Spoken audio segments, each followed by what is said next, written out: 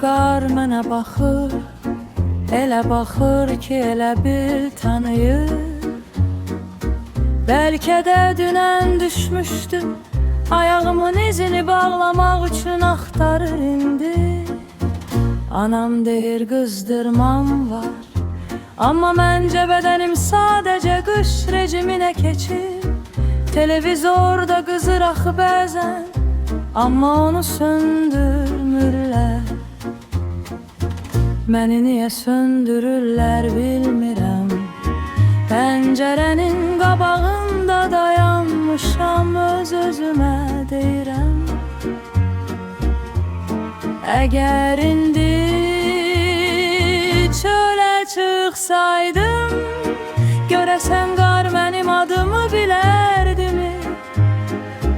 Ayaqlarım üşüyərdi, amma alnım isti olardı. Mən çox şey planlaşdırıram,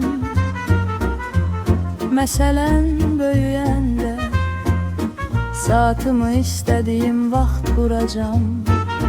Südü isti yox, soyuq içəcəm. Yatağıma istədiyim oyuncağı aparacam. Hətta eyni oyuncağı 2 dəfə alacam. Böyüklər bunları oxusa gülər, amma mən bilirəm bunlar böyük arzudur. Qar hələ də yağır, mən isə hesablayıram. Əgər hər qar dənəsi bir fikirdirsə, mən indi çox ağıllıyam. Ona görə başım ağır gəlir yəqin.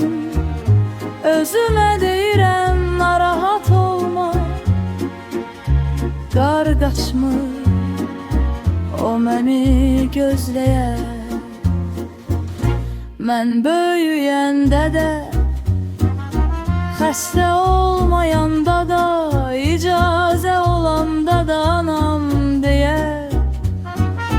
Pəncərədən çəkil üşüyərsən. Mən çəkilirəm, amma qar bilməlidir ki, mən hələ buradayam. Yorğanı başıma çəkirəm.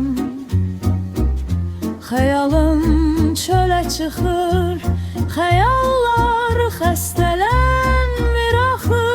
Və mən gülümsəyirəm, çünki sabah da qar yağa bilər və mən sabah